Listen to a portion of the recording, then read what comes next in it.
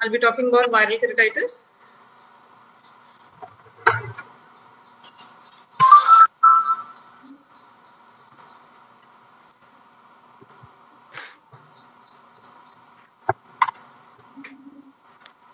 So the common viruses which affect the eye, there are many viruses actually which affect the eye, but the cornea in particular is affected by these viruses. Herpes simplex is the most common one. You get varicella zoster virus infections also and adenovirus. These three viruses mainly infect the cornea. We have many other viruses which affect the eye, and the other parts of the eye, especially retina, are affected by different viruses. The cornea in particular is affected by these viruses: herpes simplex, varicella zoster, and adenovirus. We'll talk about herpes simplex first. This is the most, why we need to know about herpes simplex is it is the most common infectious cause of blindness in the developed countries.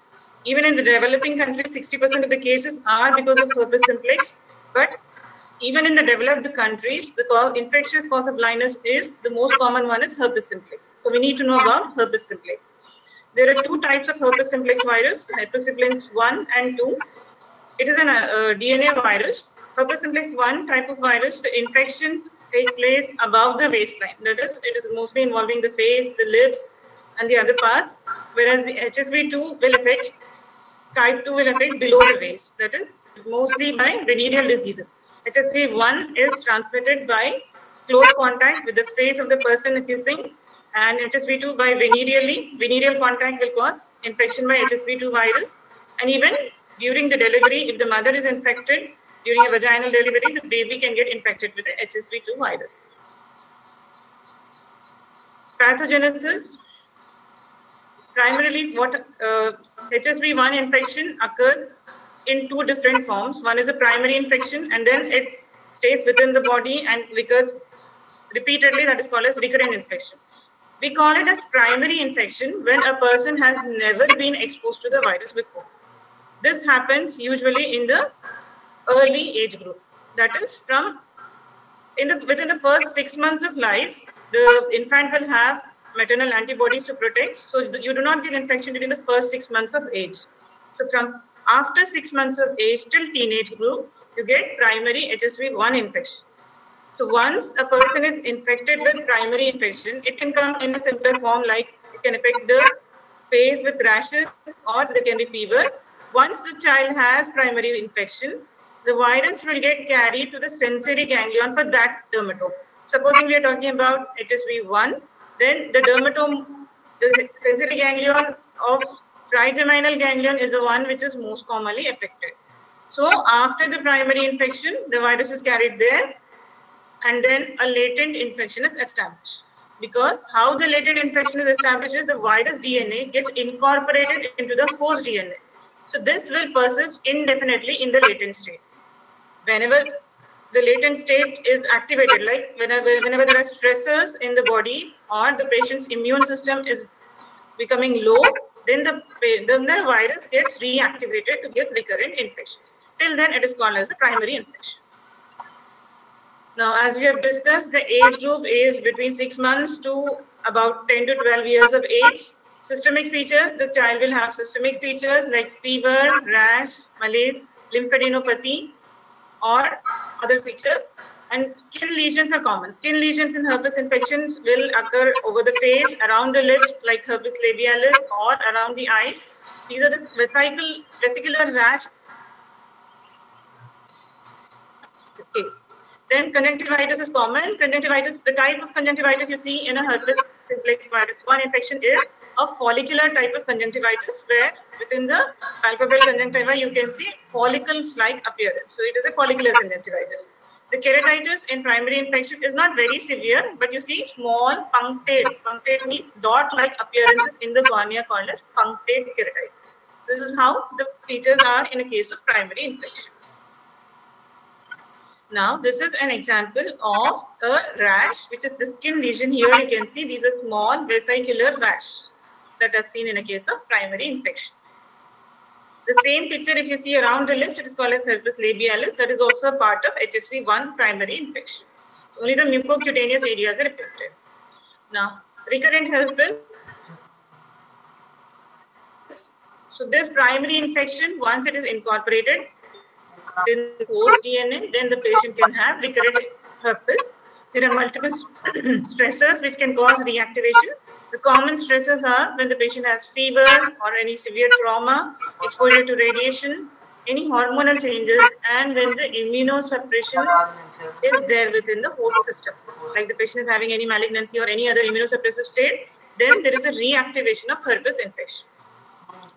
The reactivated herpes infection can manifest either as a blepharitis or conjunctivitis, or a keratitis can ensue, or even an iridocyclitis can be a presentation of the herpes infection.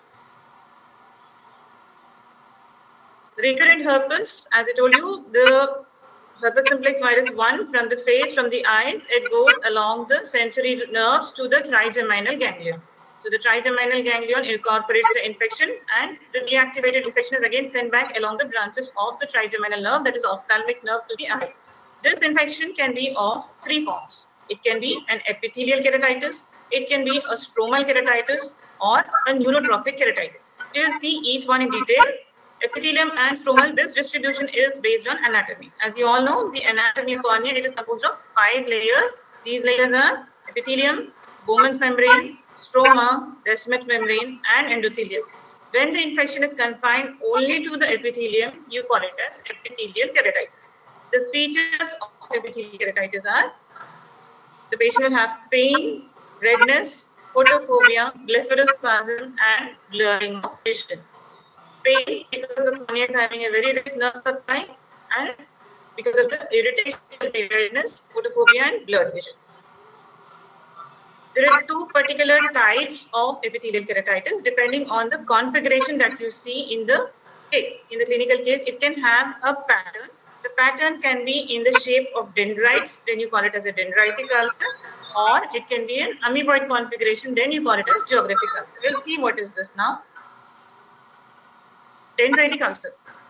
When you see a corneal ulcer, if it has a dendrite-like pattern, then this is a pathognomonic feature of a viral infection. You don't see this configuration in bacterial or fungal ulcer, but typically a viral ulcer will have a dendritic configuration.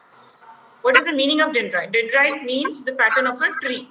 So what will happen is, it will have a linear branch and then a dichotomous branching. Again, the next dichotomous branch will go further and will have another dichotomous branch. So that configuration is called as dendritic. How it happens is, as the virus moves through the corneal epithelium, wherever it is moving, it causes a central desquamation. Desquamation is removal of the epithelium. This epithelium is being denuded, and this results in a linear branching pattern. And in the end, it forms a terminal bud-like pattern. I'll show you a photograph next. The stains which are used to identify this type of ulcer is rose Bengal stain and fluorescent stain. Another important characteristic feature of a viral infection, that is a viral keratitis, is corneal sensation is reduced. Corneal sensation is, as you all know, when you use a wisp of cotton and lightly touch the cornea without touching the eyelashes or the lids, then the patient will have a superficial reflex of blinking. This reflex is mediated through the afferent nerve, which is trigeminal nerve, and the efferent nerve here is facial nerve.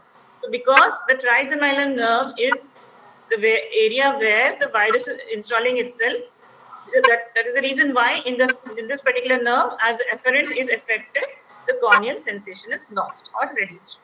And as the viral infection progresses, with healing also there will be a subepithelial haze, and this might persist even. But this is a photograph, slit lamp photograph. You are seeing what you're seeing here in front. This is the cornea. The brown part here is the iris with the circular part that is the pupil. Now here the configuration that you're seeing, this is what I was talking about. This is straight, and then here you have a dichotomous branching. This goes straight, again you have dichotomous branching. So multiple areas you see a pattern of spread of dendritic ulcer. Here we have used a stain called as fluorescent stain. What fluorescent stain does it goes and stains the stroma. That is, wherever the epithelium is lost, this stain will occupy that particular place. To view the stain very clearly, when you use a white light, this is the picture. When you use a blue light, this is called as a cobalt blue filter. This is used for examination. This gives a clear picture of the fluorescent stain. So here you can see clearly the dendritic ulcer. It is stained with fluorescein in the areas wherever the epithelium is denuded. We have another stain called as rose Bengal stain that is also used to stain the ulcer. What it does is, it does not stain the stroma like the fluorescent stain, but it stains the epithelial cells which are devitalized. So as I said, while spreading, the virus will desquamate the epithelial cells, and all these epithelial cells are being deposited towards the periphery. So you can see the rose Bengal stain, which gives a red color stain. It will stain the peripheries of the ulcer like this, not the center of the ulcer. The center of the ulcer is having absence of epithelium, that is only stroma is there. This part will be stained by fluorescent, whereas the boundaries of the ulcer contains evitalized epithelial cells.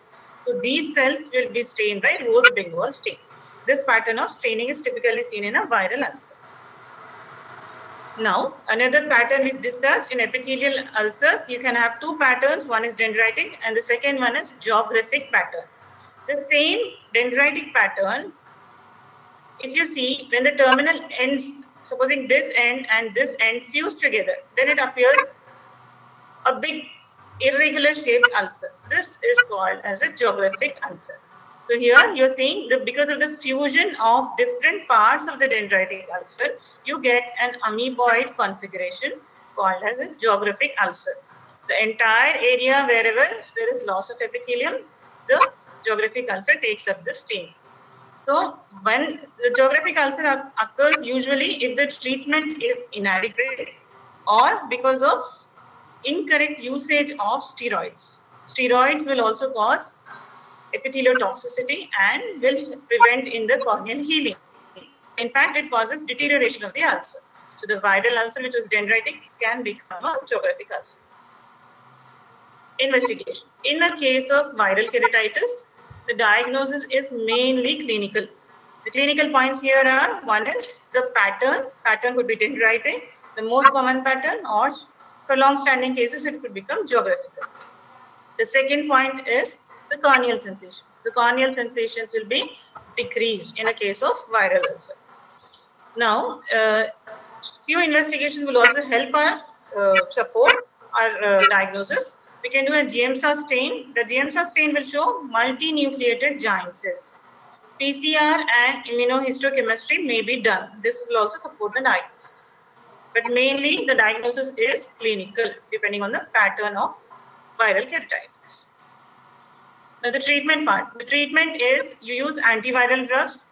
Topical treatment is the main treatment applied. Antiviral drugs that are used are nucleoside analogs, which are purine or pyrimidine derivatives. Here we use acyclovir. Acyclovir is the most commonly used drug. We have a 3% ointment that is used for treatment of viral ulcer. This treatment should continue for 2 to 3 weeks. Most of the cases, up to 80 to 90% of the cases will recover during the first 2 to 3 weeks. In place of acyclovir ointment, you can also use ganciclovir. This is available in 0.15% gel form. This is the main topical treatment of a viral keratitis. If the ulcer is long-standing and it is not healing well, then you can go for mechanical debridement. Debridement means the areas of the ulcer, that is the borders of the ulcers, are removed mechanically by scraping with a blade. What will happen with this? How it helps is, it will decrease the load of the virus so that the topical treatment, whatever you're giving, it penetrates better. When the virus load is decreased, then the treatment will be more efficient. In cases that are not responding to topical treatment and which have a poor response, you can go for systemic antivirals. These are not given in all the cases, specifically indicated in cases which are not responding, or if it progresses further from epithelium to stromal keratitis, then you have to go for a systemic antiviral. As in any ulcer, you have to give cycloplegics. Cycloplegics will help in relaxing the ciliary body, and the spasm of the ciliary body is gone.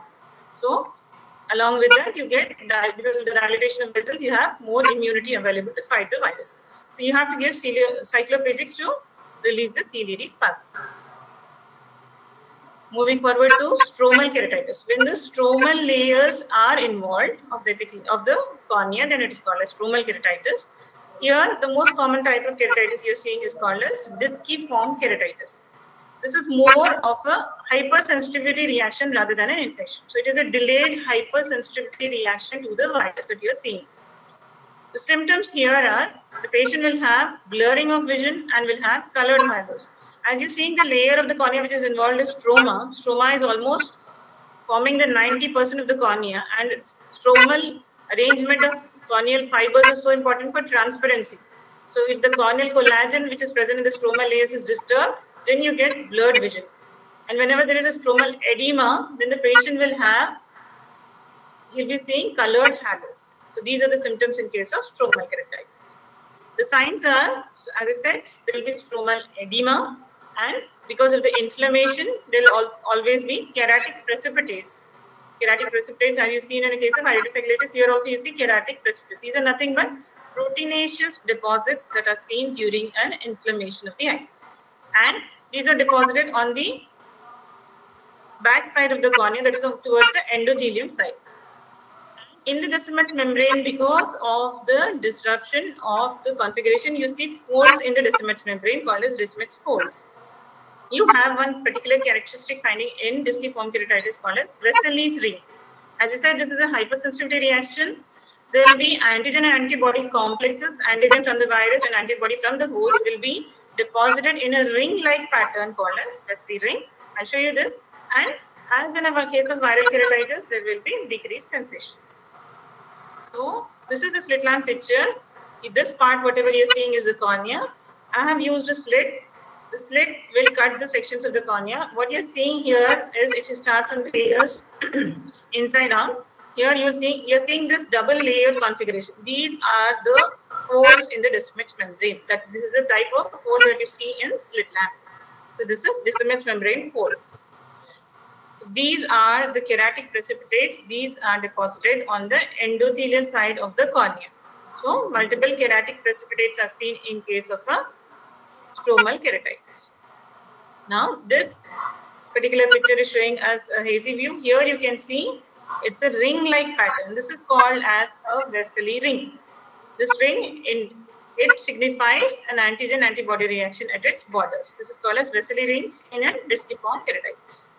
So more clearly you can see here, this is the Vesali ring. Treatment. In a case of disciform keratitis, you will need topical steroids. Why we need steroids is because this particular keratitis has affected the stroma and it is a hypersensitivity reaction. So inflammation needs to be controlled. That is the main criteria here. That is why we are using topical steroids. But the steroids should always be used with antiviral cover. If we do not give an antiviral cover, in fact, the keratitis will progress further and it will deteriorate further the viral keratitis. So that's why the treatment is topical steroids with antiviral cover. You can actually start the antivirals first, give it for a period of 3 to 4 days or 1 week, and then you can start with topical steroids. This is necessary to control the inflammation. And as in the case of keratitis, you use cycloplegics to relax the ciliary body. Now, herpes zoster ophthalmicus. We know it is caused by varicella zoster infection. Herpes zoster ophthalmicus is an infection of varicella zoster which affects the ophthalmic division of the trigeminal nerve. There are 3 divisions of trigeminal nerve. One is ophthalmic, one is maxillary, and one is mandibular. So the ophthalmic division is affected here in case of herpes zoster ophthalmicus. Again, the ophthalmic division has 3 branches. One is lacrimal, frontal, and another is nasociliary. We have 3 branches of ophthalmic division. Of all these branches, the frontal nerve is the most common affected nerve. So this is the branch of ophthalmic division which is most commonly affected. Varicella zoster infection can occur repeatedly. It is most commonly seen in immunocompromised individuals. When the immunity is very low, then you see a chance of developing herpes zoster ophthalmicus. And in the face, ophthalmic division, frontal nerve is most commonly affected. There is one particular sign described in case of herpes zoster ophthalmicus called as Hutchinson sign. This sign indicates that when a patient who is having herpes zoster, usually herpes zoster will involve dermatomes. One particular dermatome which is supplied by a nerve is being affected.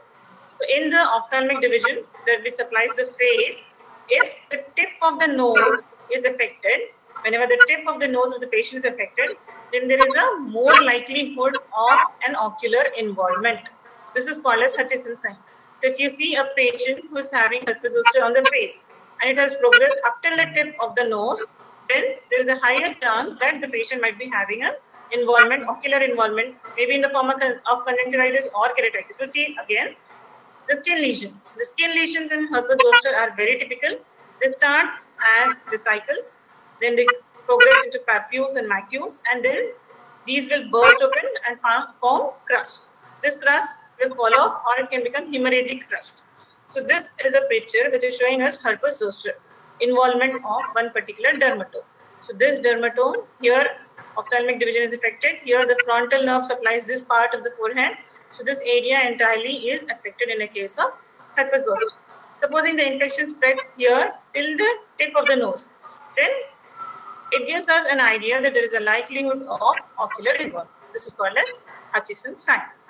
Here you can see this patient is having advanced herpes zoster, probably immunocompromised condition, and you can see multiple crusts in this particular patient. Ocular lesions. Now moving on to the ocular lesions of herpes zoster ophthalmicus. The patient might have minor symptoms like a conjunctivitis, which can be a follicular type of conjunctivitis. The patient can have keratitis. The keratitis in herpes zoster ophthalmicus will have a dendritic pattern. The dendrites here, they do not have the typical pattern as in herpes simplex because these are microdendrites. They do not have terminal bulbs. What are the terminal bulbs? I'll just show you once again.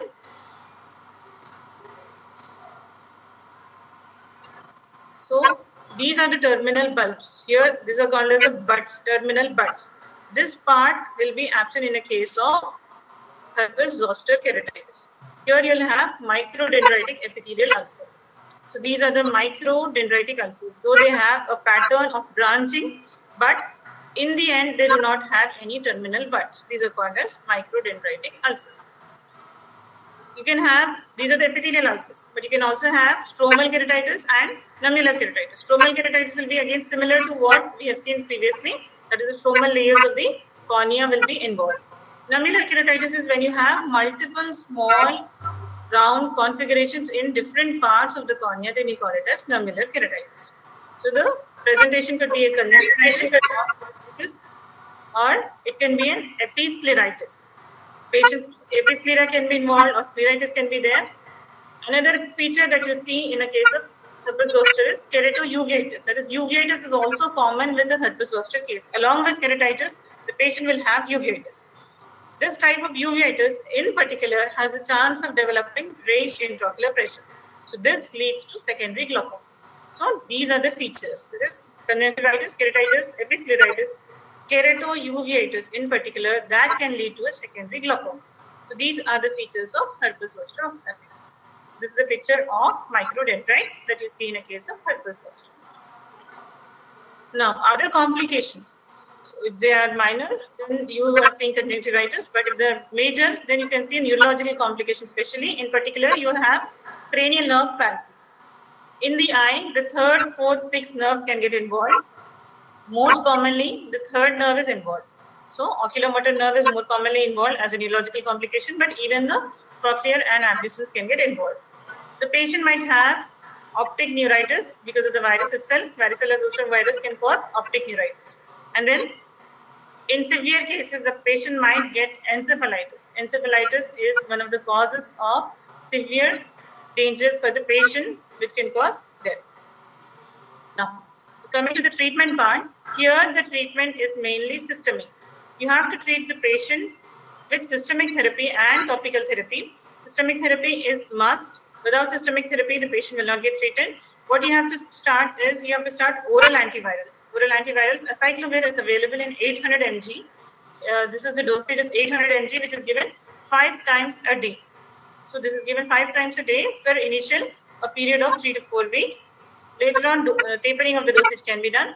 Along with oral antivirals, you see analgesics are necessary for these patients. The typical pain of the skin lesions, what you're seeing in herpes zoster, is very severe. It can have a burning type of sensation of pain or a severe pain.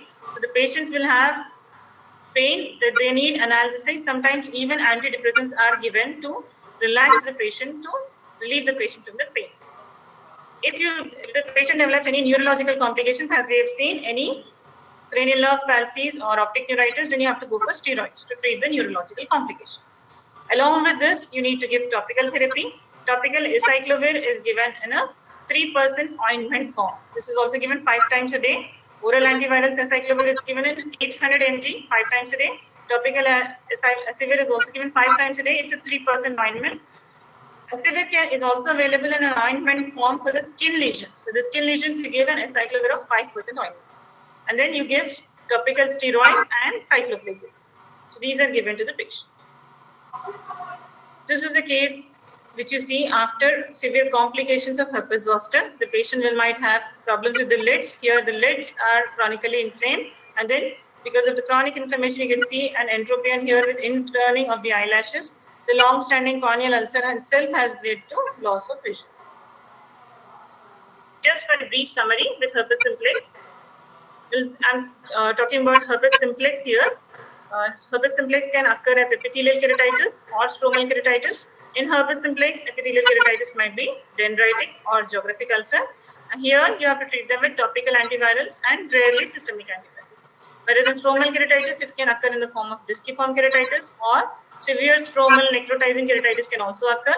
Treatment here is topical antivirals again, but steroids, that is topical steroids, are indicated in a case of stromal keratitis, always with an antiviral cover. And also give systemic antivirals. Coming to the summary of herpes zoster, here the skin lesions, they have a dermatomal type of involvement. Epithelial keratitis here will have a pattern of microdendrites. You can also have nummular and disciform keratitis. The patient might proceed to episcleritis, scleritis, uveitis, secondary glaucoma, or neurological complications. So this is a case summary of herpes zoster.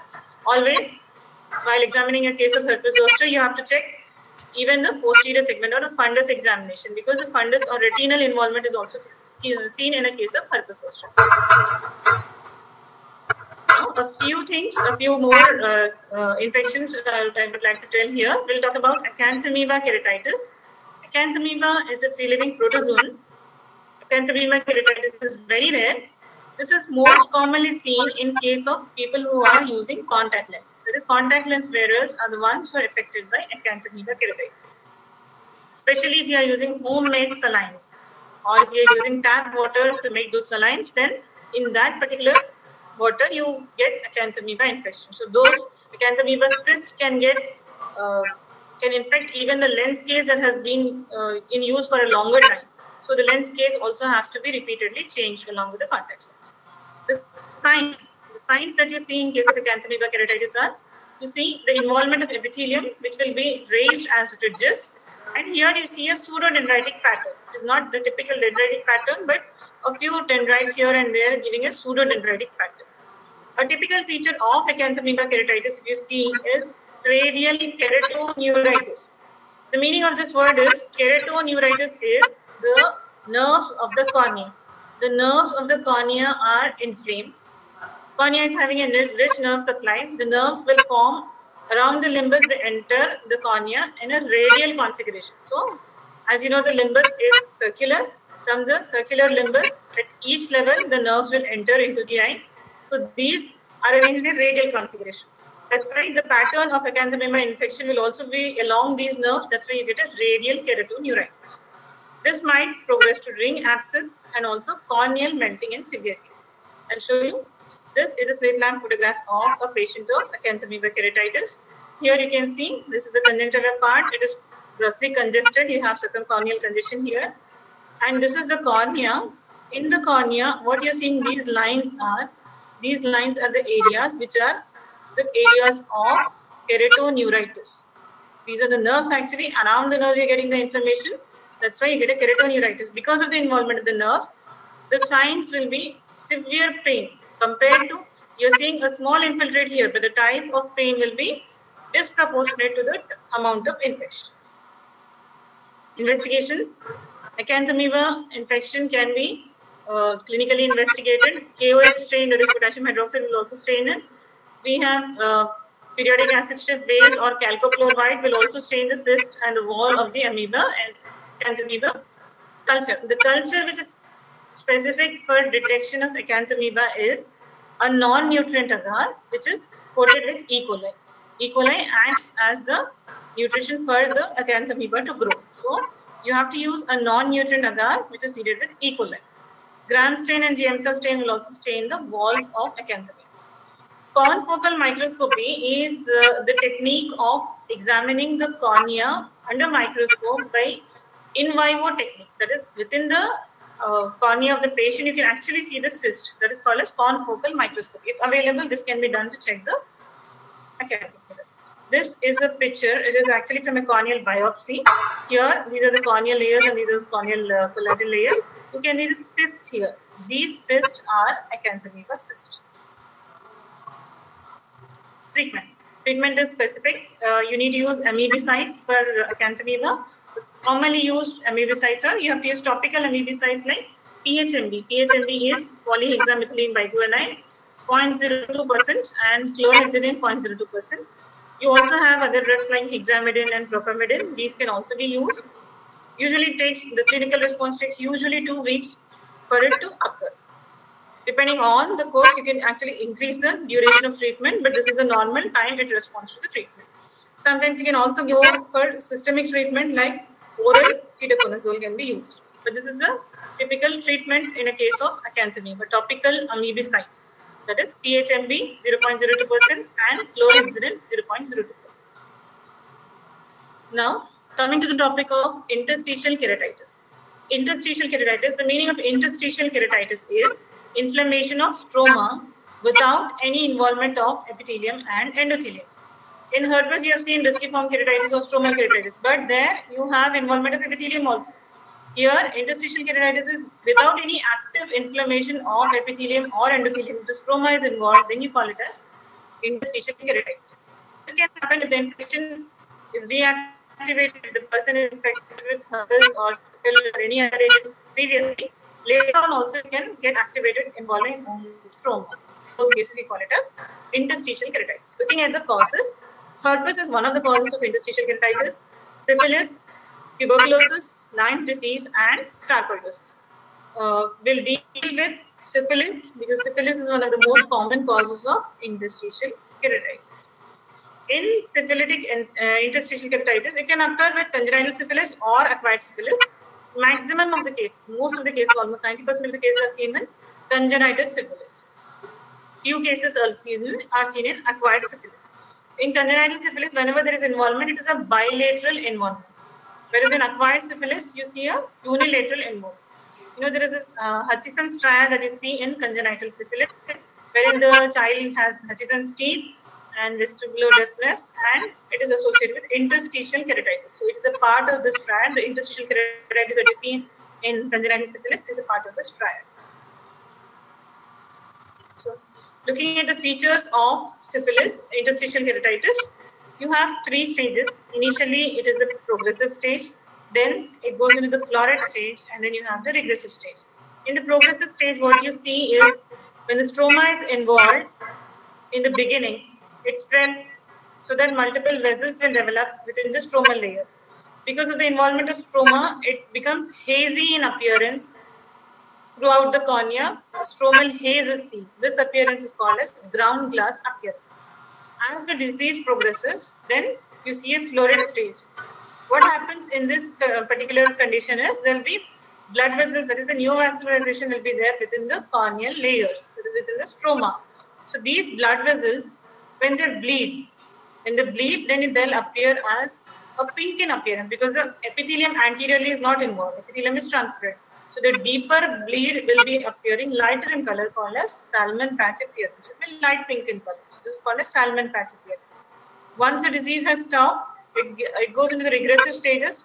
The blood vessels will remain, but all the blood from the blood vessels will be lost. So they just appear like fine lines, and then because those blood vessels are without any blood, you call them as host vessels. So these are the 3 stages. One is the progressive stage, which gives us a ground glass appearance. Then you have a florid stage. Florid stage will give you a salmon patch appearance. So the appearance is like a pink in color. And in the regressive stage, you see the ghost vessels. I'll show you a picture. Here you can see these are the This is again a slit lamp photography of the cornea. Here, this is the cornea and this is the iris. In the cornea, you're seeing all this.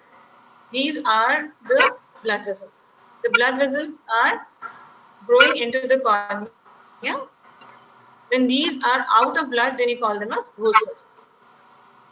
This is the picture of a syphilitic interstitial keratitis. When these blood vessels, they start bleeding suddenly, then you see a picture of blood within the layers of the cornea, which is not bright red.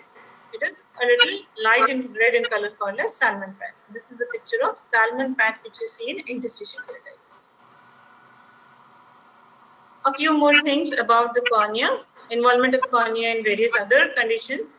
There's one particular condition called as exposure keratopathy. Exposure keratopathy means when the patient's cornea is exposed. Normally what is happening is we are exposed to the atmosphere when we are awake. But when we are sleeping, our lids will close properly and the cornea is covered completely so that it is not exposed to the wind or air. So if there is improper closure of the eyelids in conditions like if you see severe proptosis, because of severe proptosis the patient is not able to close the eyes completely, or in case of Bell's palsy when you have lag of thalamus because of the involvement of facial nerve. Facial nerve is responsible for closing of the lids. So if there is a Bell's palsy, or if the patient has ectropion, that is here, the eyelids are turned outwards, so they are not able to approximate correctly, or when the patient is in a state of comatose or a deep coma, then the patient will have corneal exposure. This leads to keratopathy. So corneal exposure keratopathy, the clinical features will be, the symptoms will be pain, redness and photophobia. Usually the signs will involve the lower 1/3 of the cornea because most of the cornea will be covered by the lids. Only the last part which is not able to get covered, that is the lower 1/3 of the cornea will be exposed. So you see the signs in this part of the cornea. These are punctate epithelial defects in the lower 1/3 of the cornea.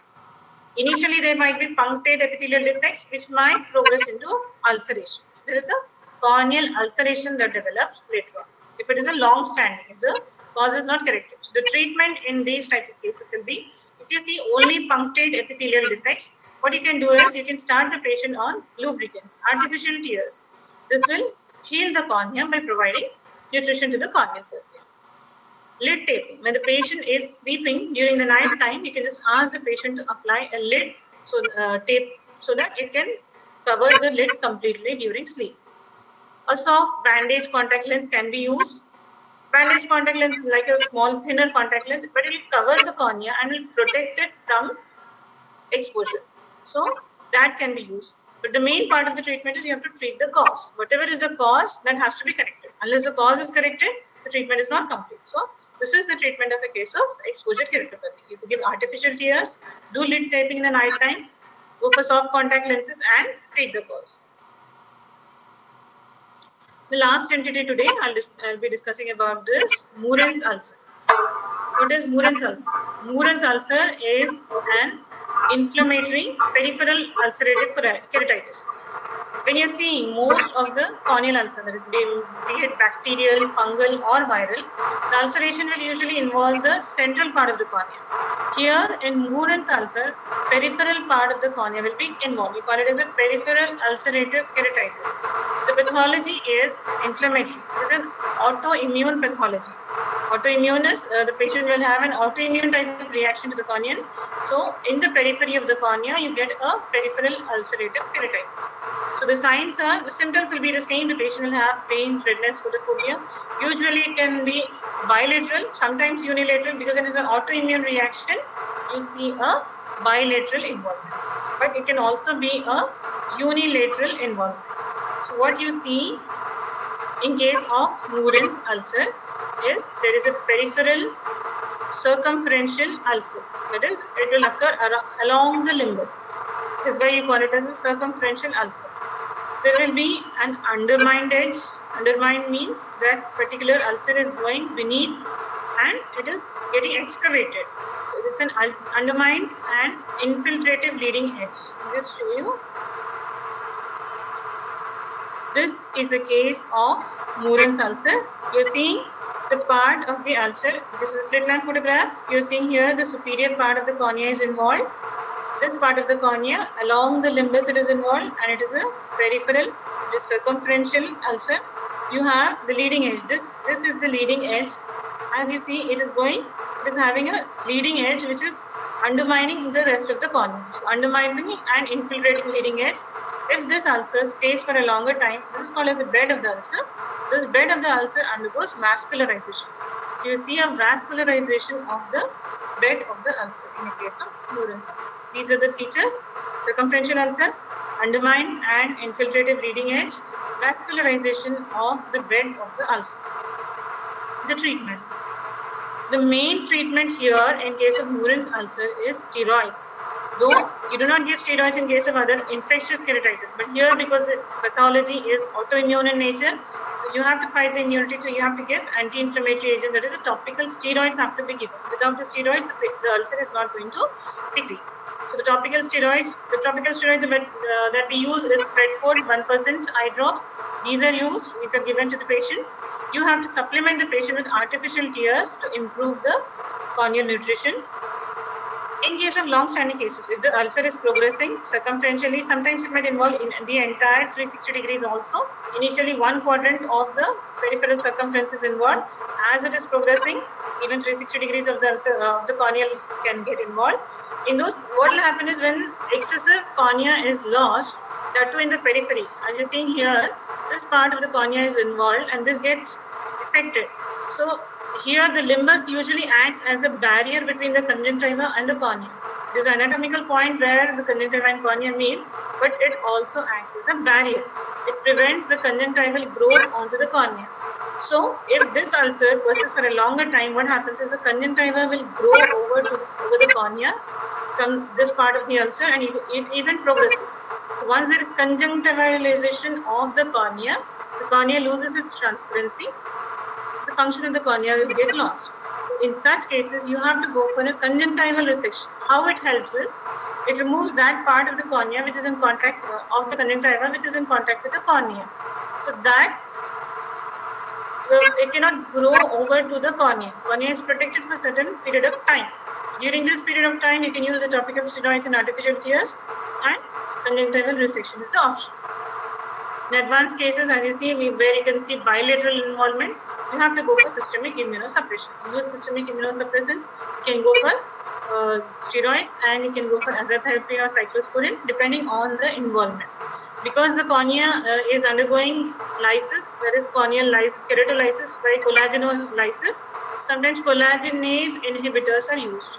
Tetracycline also acts as a collagenase inhibitor. So tetracycline can be used within the eye as an ointment, or can be given orally. And you can also use other conjunctival inhibitors like N-acetylcysteine. These can also be used to prevent the lysis of the cornea. This is the case of Murin's ulcer. To prevent further deterioration of the ulcer, remove this part of the conjunctiva called as conjunctival resection, and then start the patient with steroids and artificial tears. You can use collagenase inhibitors like tetracycline. Thank you. In the next class, we'll be dealing with keratoconus and keratoplasty, eye banking and keratoplasty. Thank you.